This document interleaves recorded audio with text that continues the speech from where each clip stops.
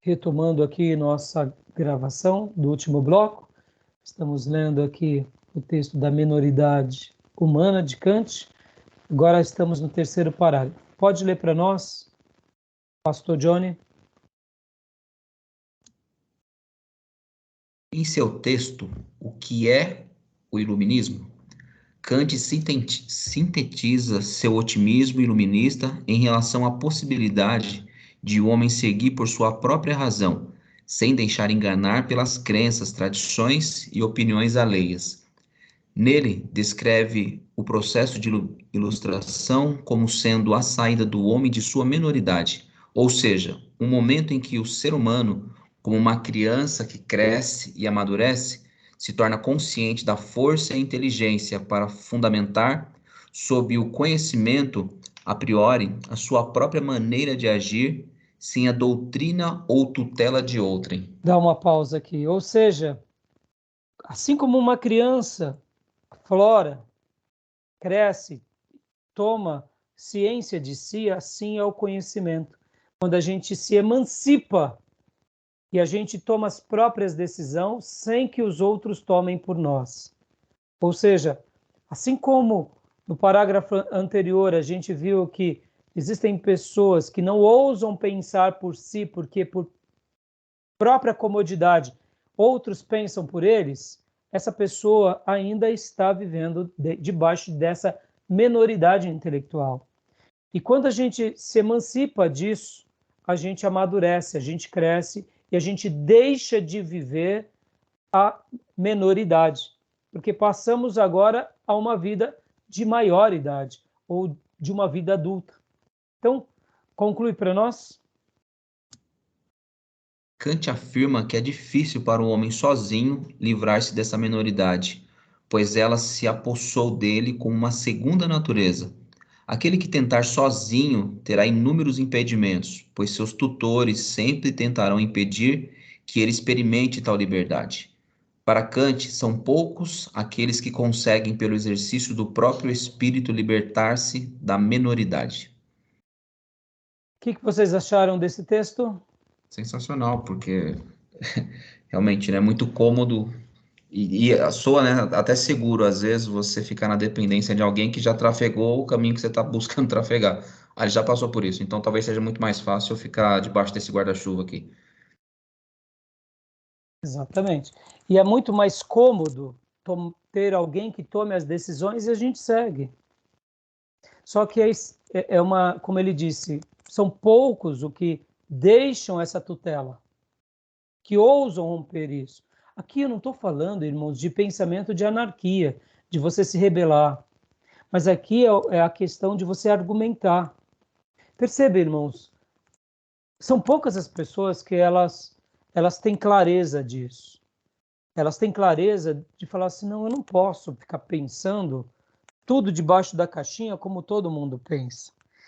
E aí aqui entra o papel nosso, entra o papel do que? Do ensino de Deus. Pode ver que a Bíblia é a mente de Deus querendo fazer parte da nossa mente. São os valores sagrados querendo introjetar na nossa mente. E nós, como professores, precisamos o quê? Primeiro aprender, depois viver e depois passar para os nossos alunos. Aqui onde entra a beleza do cristianismo, que a gente faz discípulos. Irmãos, o cristianismo é simplesmente algo, como alguns dizem, inenarrável. A riqueza dele. Percebam, nós não sabemos o que vai acontecer com aqueles que nós deixarmos, com aquele que nós transmitimos o conhecimento. Aqueles que me treinaram um dia não tinham noção que eu iria montar um seminário e eu ia treinar outros. E eu não sei o que Deus vai fazer por meio de vocês e daqueles que vocês gerarem. Ou seja, é de uma... o conhecimento, ele tem sobre nós, eu ouso dizer que o conhecimento, ele é que nem os juros compostos. Poder dos juros compostos. Sabe o poder dos juros compostos? Progressão geométrica. Os juros compostos é uma das coisas que em bolsa a gente aprende muito, irmãos, que é o poder dos juros compostos. Porque quando a gente fala de juros, de empréstimos e financiamentos, pode ver, irmão, você compra uma casa financiada na Caixa, você não paga nunca. É a escravidão dos juros compostos, entendeu? É bom para quem aquilo lá? É bom para o banco. Porque ele te vendeu um negócio fixo, a juros compostos, a perder de vista. Você paga, você fez o financiamento da casa em 30 anos, 20 anos é juros compostos. Que eles criam uma estatística, 20 anos você está pagando só os juros. Nos últimos 10 anos você está pagando a casa. Mas vamos tirar o banco e vamos colocar aqui, por exemplo, em bolsa. Deixa eu até ensinar uma coisa para vocês. Em bolsa existe uma coisa muito linda que é chamada as remunerações das empresas. Imagina, guarda isso, ó. Imagina essa cena. Você comprou o Petrobras. Você comprou Petrobras. Você gastou R$1.000 em Petrobras. Geralmente essas grandes empresas, todos os anos, elas distribuem dividendos e juros sobre capital para o acionista. Nós chamamos isso de dividend yield, ou seja, o que a empresa te dará durante aquele ano como juros dela. Você comprou aquela ação, uma hipótese, pagou R$30 em Petrobras. No final do ano, você tem pelo menos 10 ou 15% de dividendos e JCP. Então, você pega aquele dinheiro e você recebe da própria Petrobras. Se você continuar comprando a mesma ação de Petrobras, no outro ano você já não tem mais, vamos supor, 100 Petrobras, você vai ter 110 Petrobras. Se você for fazendo essa mesma regra durante vários anos e aplicando nessa ação, chega uma hora que você vai vislumbrar do poder dos juros compostos. O que você pôs de capital, numa média de 10 anos, você já vai ter ele só de juros. E a partir daí, vai virando uma bola cada vez maior. Por isso que alguns investidores de bolsa, eles fazem esse tipo de operação a médio e longo prazo, e eles vislumbram dos juros compostos. Juros compostos, ele tem esse poder, que é juros sobre juros sobre juros sobre juros. Por isso que quando a gente faz uma dívida em juros compostos, a gente está perdido. O oposto é verdadeiro. Quando você faz uma aplicação financeira em juros compostos, você, num período de médio e longo prazo, você vai ganhar muito. Por que eu estou falando isso? Porque o conhecimento é juros compostos. É dividendos, é bonificação, é juros sobre capital. O conhecimento é uma das maiores armas para a nossa vida e para a nossa libertação em tudo. Podem ver, meus irmãos, por causa do conhecimento. E aqui não digo conhecimento como decorar, tá, irmãos? Eu falo o conhecimento aqui porque há uma diferença muito grande entre você ser um retentor de conhecimento e você saber e ter sabedoria sobre aquele conhecimento. Não sei se você sabe, tem pessoas que têm uma capacidade de reter informação, mas tem pessoas que têm sabedoria sobre a informação. A sabedoria é diferente do conhecimento. Não sei se vocês já notaram isso. Existem pessoas que decoram livros e mais compêndios e mais compêndios. São uma pessoa muito inteligente, mas ela não tem sabedoria, ela não sabe como articular. E o que é uma pessoa que tem sabedoria? Ela tem 5 princípios, mas ela articula de forma brilhante aquilo. Um mecânico inteligente, ele tem um alicate, uma chave de fenda, ele tem 5 coisas, mas ele faz umas coisas absurdas. Ele é sábio. Ele sabe usar aquilo. Já outro mecânico que tem conhecimento, ele tem uma prateleira fantástica, com tudo do bom e do melhor, mas ele não sabe fazer o que o sábio sabe fazer. Por isso que a gente precisa pedir para Deus o dom da sabedoria, do conhecimento e da sabedoria, para a gente pegar aquilo que a gente aprende e articular. Estão entendendo? E podem ver que a maioridade nos possibilita isso. E por isso que eu estou falando para vocês aqui que poder, saber e aprender, isso é o que? É juros compostos na nossa mente. Nunca a gente vai perder por saber mais e saber melhor. Deu para entender um pouco, meus irmãos? Tá, eu estou jogando muita informação, está muito rápido, está muito complicado. Não, tá tranquilo. Tranquilo? Então, meus irmãos, vamos comentar um pouquinho aqui sobre Kant. O que vocês acharam? Você gostou, pastor? Gostei, sim. Foi providencial a tua fala, porque no domingo, eu falando com um jovem lá na igreja, e aí ele fez algumas perguntas, e eu saí de lá, fiquei pensando, falei, gente, me parece que esse rapaz está meio escravo daquilo que ele viveu no passado, e não se abre para outras questões que podem surgir aí diante dos olhos dele. E o que ele falou agora, né, sobre o comodismo, me remeteu a esse rapaz. Às vezes é tão cômodo, né, com a realidade, que o medo, na verdade, do desconhecido faz a gente estagnar. Também. Gostei. Sim, joia. Ju e Felipe querem comentar alguma coisa sobre o texto? O texto, pastor, ele remete no que a nossa sociedade está sedimentada, né? No comodismo. Isso aqui é uma sociedade socialista, né? Baseado dentro dos termos marxistas, é você sempre depender do Estado. Então você mantém uma sociedade, isso reflete nas igrejas. Porque eu trago isso desde o ensino mais básico até o ensino médio. É isso mesmo.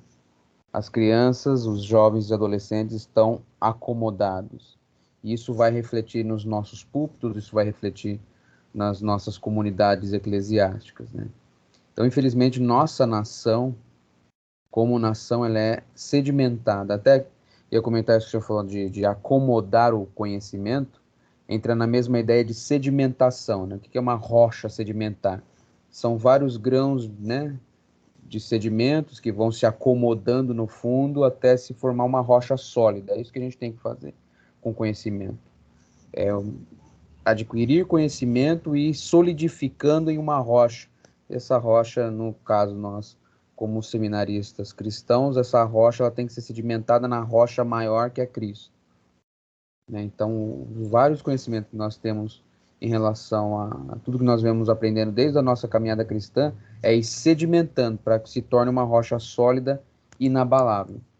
E infelizmente, a nossa sociedade, ela é sedimentada em muita coisa errada. Muita coisa errada. O que tornou o cidadão acomodado, o cidadão preguiçoso, e por isso que hoje as pessoas não gostam de aprender, porque o pastor disse, então está dito. Então, qualquer bobagem que qualquer líder espiritual fale em cima de um púlpito, para elas está bom. Exatamente. Então, por isso toda a igreja Mas nós, desde que o pastor também somos... realize o que eles querem, né? Preguem o que eles querem. Aí é a cerejinha do bolo, né, pastor? É. Aí ganhou o membro. Aí ganhou o membro. Então é isso. É interessante esse texto, porque é uma realidade. Eu vivo essa realidade em sala de aula. Nós vivemos isso essa realidade como sociedade brasileira, né? Comodismo. Isso vai gerar muito problema ainda. Muito problema. Principalmente para nós, dentro das igrejas, porque o aluno ruim que eu tenho em sala de aula, que é preguiçoso, que é acomodado, ele não vai querer entrar numa escola bíblica e aprender. É muita oração e jejum por isso daí. Isso vai gerando, as gerações estão piorando cada vez mais.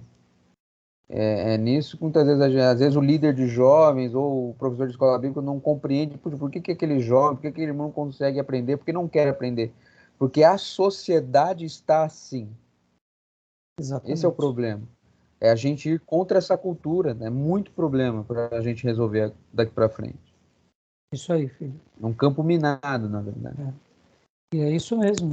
Nós vemos o quanto... Por isso, né? Você vê, filho, o que você está falando? Aqui onde entra uma coisa que a gente também sabe que não é uma regra, mas famílias ricas, né? Famílias ricas, elas têm um hábito de pensar, têm o hábito de confrontar. Porque o network de uma família rica é um advogado, é um médico, é um esportista, é um empresário. Então a criança, desde cedo, está ali, ó, vendo o pai ser liso, né? Negociando, tal, fazendo suas defesas, né, Felipe? Diferente que nem o Felipe foi professor em escola pública. Parece que não, mas muitas vezes a influência do meio. Os pais são simples, né, Felipe? São operários. Aí os filhos crescem com uma babá eletrônica. Uma babá eletrônica, né, irmãos? Computador, videogame. Para que pensar? E aí crescem e deixam com que os outros continuem pensando. Por isso que país... Felipe, você está ainda aí? Acho que caiu a linha dele, né? Felipe? Por isso que sociedades mais libertas da ignorância, elas têm ensino... Caiu sua linha, Felipe? Caiu o computador mesmo. Eu notei, eu falei, sumiu. Estava falando, filho, o seguinte, que você estava explicando, né? E é verdade tudo isso. Eu estava comentando sobre famílias ricas. Famílias ricas, o network, ou seja, o meio é diferente.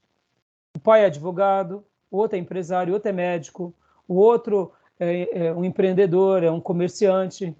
Então, o menino cresce nesse ambiente do quê? Nesse ambiente de idiomas, nesse ambiente de inteligência, nesse ambiente onde o pai chega lá falando, hoje eu estava diante do juiz, eu tive... Aí o menino já uma família pobre, que o pai é um operário, pega trem, condução, o desgaste é mais físico, chega em casa está cansado, a mãe já é mais limitada, vai para a igreja, mas não está preocupado de aprender, e aí ele não tem esse empurrão, ele acaba não pegando gosto pelo aprendizado. Uma coisa que eu sempre gosto de falar com os adolescentes é o seguinte, no dia em que vocês aprenderem a pensar, vocês vão falar como é maravilhoso pensar. No dia que vocês aprenderem a gostar de estudar, e a maioria dos adolescentes fala, pastor, o senhor está louco. O senhor está louco, pastor, o senhor está louco. Eu vou gostar, pastor? Eu falo, olha, filho, no dia que você descobrir como que é maravilhoso quando a mente começa a ter cortes, ela fica afiada, você nunca mais vai querer, você vai sentir saudade. Toda vez que você estiver vivendo uma vidinha simples e comum, você vai falar assim, puxa, estou sentindo falta de pensar, estou sentindo falta de aprender alguma coisa. Porque assim como os olhos têm sede de ver, os ouvidos de ouvir, a boca tem vontade de comer, o nariz tem desejo de respirar, é a mente de aprender. E quem é que embota o nosso conhecimento? É as trevas, é o diabo e é uma vida, eu diria, anti-Deus, porque tudo em Deus é brilhante, irmãos. Pode ver, irmãos. Enquanto a gente está na melhor performance nossa de vida, a gente quer viver. A gente quer viver. A gente quer se empolgar. Agora, quando a gente perde gosto pela vida, por causa de alguma doença, por causa de algum cansaço, por causa de frustrações, a gente começa a não ter mais prazer nessas coisas. E a nossa mente, ela, assim como o nosso espírito tem sede de Deus, a nossa mente tem sede de Deus e de coisas boas da vida. Então, o que o Felipe estava falando é verdade. E aí é o que eu digo. Agora, eu comentei de pessoas ricas, mas não precisa ser pessoas ricas, basta ser pessoas inteligentes. Olha que interessante. Lembra que eu falei da professora Lilian, lá da Embraer? Ela fazia parte da diretoria da Embraer. E todos os anos, o que é o colégio da Embraer, irmãos? A Embraer, essa empresa que fabrica avião. Eles têm um colégio lá em São José dos Campos. E para um garoto entrar na Embraer, ele tem que fazer uma prova, irmãos. Imagina uma prova. O menino tem que ser muito bom para entrar na Embraer, no colégio da Embraer. Ele entra e ele estuda até o colégio. Porque depois, a maioria dos alunos da Embraer vai para o ITA, que é o Instituto Tecnológico de Aviação. Ou passam em qualquer universidade no Brasil ou fora. Mas olha só que interessante. A diretoria da Embraer, a Embraer bota um dinheiro violento para que aqueles meninos sejam os melhores do país. O que acontece, meus irmãos? No ano que ela estava dando aula para nós, a professora Lilian, ela contou uma experiência que nos chocou lá no mestrado. Ela falou o seguinte, que todos os anos, como que é o nome disso, Felipe? Há uma prova nacional. Como que é o nome dessas provas? ENAD. Isso. E o Embraer, não sei se o Felipe acompanha, sempre está ali, ó, na ponta dos colégios, junto com os melhores colégios do Brasil. Mas teve um ano que um colégio lá do Nordeste, sertão de Sergipe, ou do Maranhão, ou do Ceará, foi número 1 no país, passou da Embraer. Os diretores se reuniram com todo o corpo docente e falaram assim, escuta, como que a gente perdeu aqui para a Escola Estadual do Cariri? Sei lá qual que é o nome, sabe? Cabrobró.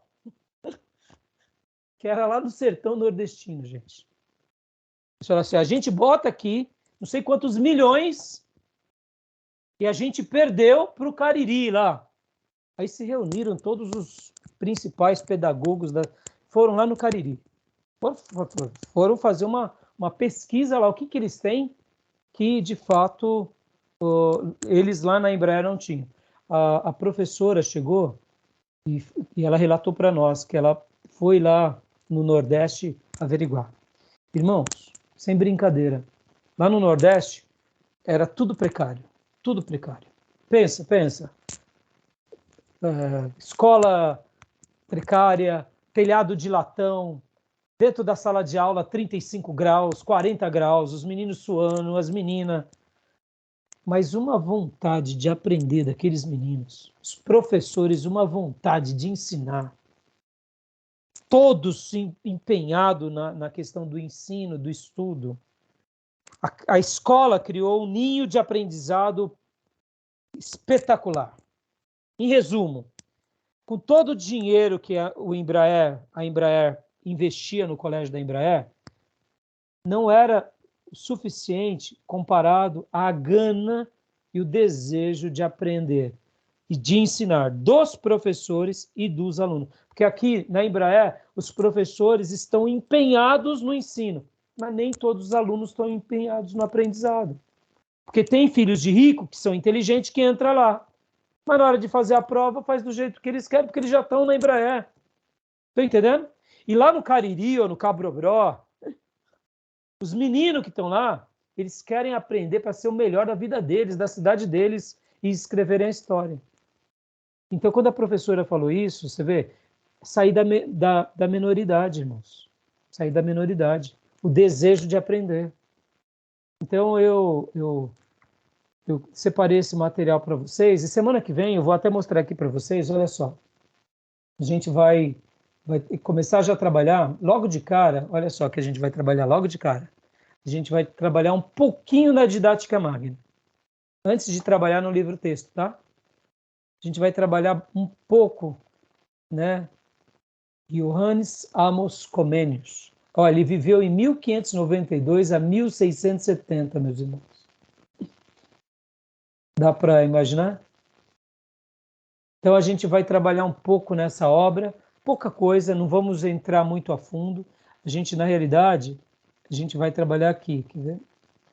A gente vai fazer um apanhado, um pouquinho da obra deles, ó. O que foi, o que é, e eu já passei para vocês o material, né?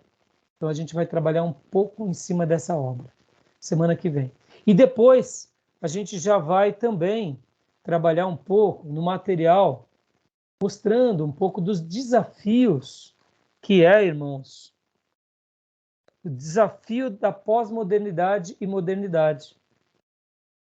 Porque muitas vezes, irmãos, a gente não está vendo o desafio. O que o Felipe está falando agora sobre essa ausência de vontade faz parte do quê? Faz parte do quê? Da nossa cultura, da modernidade. Então a gente tem um desafio imenso pela frente.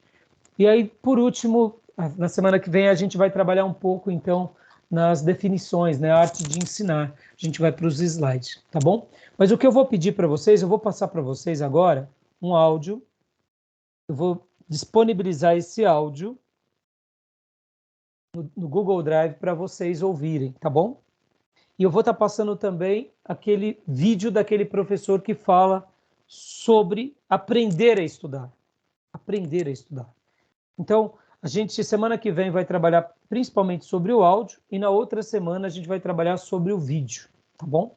Mas eu já peço para os irmãos pegarem a apostila de vocês, o livro, né?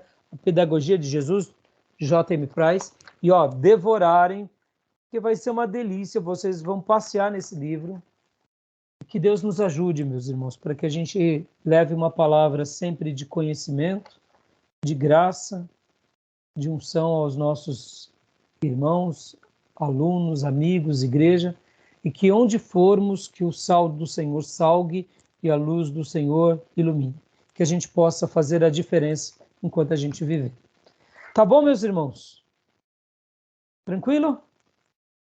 Alguma pergunta, alguma dúvida? Eu falei demais, vocês se perderam nas minhas falas ou não? Deu para entender? Deu sim. Qualquer coisa, meus irmãos, não entendeu, não tem problema, a gente dá uma pausa, tá bom? E a gente volta, a gente repassa, a gente está aí para servi-los da melhor forma, tá bom, meus irmãos? Que Deus possa continuar dando graça e ajudando vocês. E que o Senhor continue derramando sabedoria sobre todos nós. Eu tenho certeza que essa aula vai ser bem gostosa, bem agradável. Deixa eu mostrar para vocês aqui o outro livro. Só um segundo.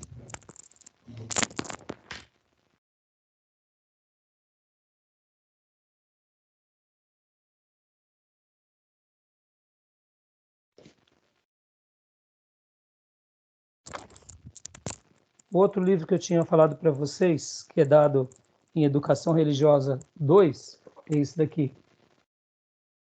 Teologia da Educação Cristã. Irmãos, Laurence O. Richards. Que livro fantástico. Na época que eu fiz o seminário era assim. Aí fizeram uma segunda edição. Hoje eu não sei se está na terceira, né? Mas que livro, irmãos. Como ele é bom. Meus irmãos, vocês vão se apaixonar por esse assunto, até porque podem ver, meus irmãos, quando nós pregamos o evangelho a alguém, a gente está transmitindo que conhecimento? Conhecimento de Deus. Quando a gente está ensinando numa escola bíblica, num pequeno grupo, o que nós estamos fazendo? Nós estamos formando discípulos, estamos transmitindo conhecimento. Juros compostos. A gente está passando e a gente não sabe o que vai gerar. Chega uma hora que vira uma explosão de conhecimento e de graça. E muitas vezes a gente se surpreende porque criamos alunos melhores do que nós fomos. E Deus é glorificado com tudo isso. Tá bom, meus irmãos? Alguma dúvida? Alguma pergunta? Não? Então, em tese, a gente vai estar trabalhando nesses poucos livros esse semestre. Como eu falei para os irmãos, não são muitos livros, são poucos livros, mas são livros assim muito bons. Eu não tenho dúvida que Deus vai estar trabalhando com vocês e ajudando. Só o livro do Comênios já é uma pérola. A gente não precisaria mais nada. Beleza, meus irmãos? Então, que Deus abençoe meus irmãos. Nos vemos, querendo Deus, terça-feira que vem. Tá bom? E possivelmente, meus irmãos, como a gente já está começando um pouquinho, primeira terça de maio, talvez eu precise usar uma terça e quinta. Uma terça e quinta para quê? Para que a gente, em julho, tenha as férias. Então, eu vou criar um roteiro, Pastor Johnny. Você tem programação às quintas? Eu vou tentar ver aí. Conforme for, a gente vê até um outro dia. A gente pode transferir para sexta. Tá bom? Para mim, não teria nenhum problema também para não prejudicar. Mas, para mim, eu prefiro de quinta, porque assim, aquele roteiro, né? Se for bom para os irmãos, tá bom? Beleza, meus irmãos? Tá combinado. Deus continue abençoando meus irmãos e que Deus continue derramando graça e conhecimento sobre nós. Tá bom? Amém. Shalom, meus irmãos. Felipe, até amanhã. Meus irmãos, até terça que vem. Abraço, bom descanso. Paz a todos. Fiquem com Deus. Amém.